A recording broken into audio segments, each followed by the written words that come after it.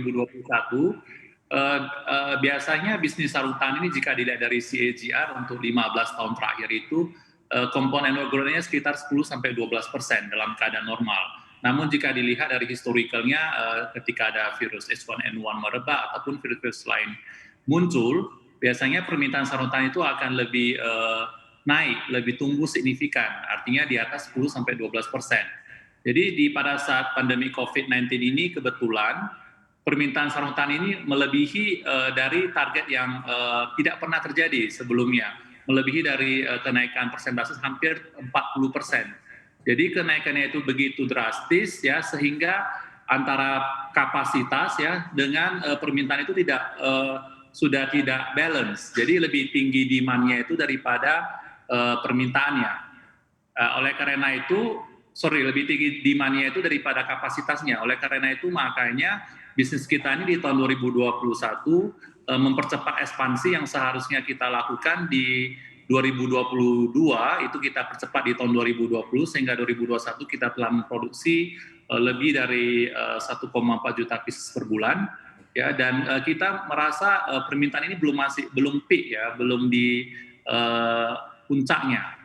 Karena untuk permintaan Mak Dynamics sendiri sudah secure, di mana semalam kita menerima sales kontrak sebesar 64 juta US dollar sudah kita kantongi dengan pengapalan sampai Desember 2021. Dan kita untuk penerimaan pesanan itu sudah harus menunggu sampai 2022 tahun depan. Jadi delivery lead time yang cukup panjang ya. Makanya Mak Dynamics sebenarnya sekarang masih telah membangun pabrik ketiga yang baru untuk mengakomodir permintaan yang cukup tinggi. Jadi walaupun adanya vaksinasi itu menurut saya itu tidak mempengaruhi karena timbulnya kesadaran masyarakat dunia ya setelah adanya pandemi COVID ini. Jadi higienitas, awareness-nya untuk kesehatan itu semakin tinggi. Jadi saya juga percaya setelah pandemi ini berakhir, kesadaran masyarakat itu akan lebih tinggi ya dengan menggunakan sarung tangan ataupun APD ataupun lebih sadar akan bahayanya penyebaran virus. Iya, sebenarnya karakter industri cetakan tangan ini seperti apa sih secara global? Ya, secara global sebenarnya cetakan sarung tangan ini berbanding lurus dengan permintaan sarung tangan.